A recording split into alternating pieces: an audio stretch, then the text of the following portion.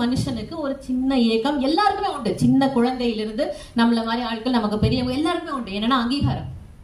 ஒரு சின்ன போஸ்ட் போட்டாலும் சரி, ஒரு போட்டோ அப்லோட் பண்ணாலும் சரி, உடனே லைக்ஸ் வரணும், உடனே கமெண்ட்ஸ் வரணும். அந்த அங்கீகாரத்துக்கு எல்லாரும் ஏங்குறோம்.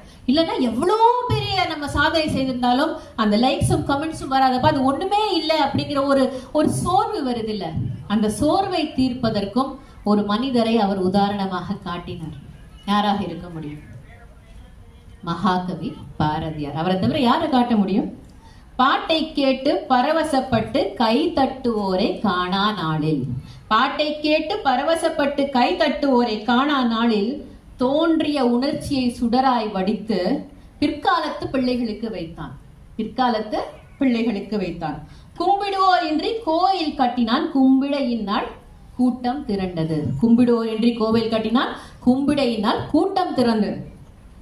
யோசிச்சு பார்த்தா இன்னைக்கு எந்த பேச்சாளராக, சின்ன 3 வயசு குழந்தையில இருந்து எவ்வளவு புகழ் பெற்ற பேச்சாளராக இருந்தாலும் பாரதியை தொடாம நம்மளால பேசவே முடியாது.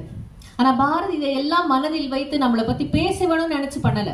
அந்த நேரம் அவருடைய உணர்ச்சி என்னவோ, காதலோ கோபமோ இல்ல வருத்தமோ இல்ல நாட்டுப்பற்றோ, அதை அப்படியே பதிவு செய்தார்.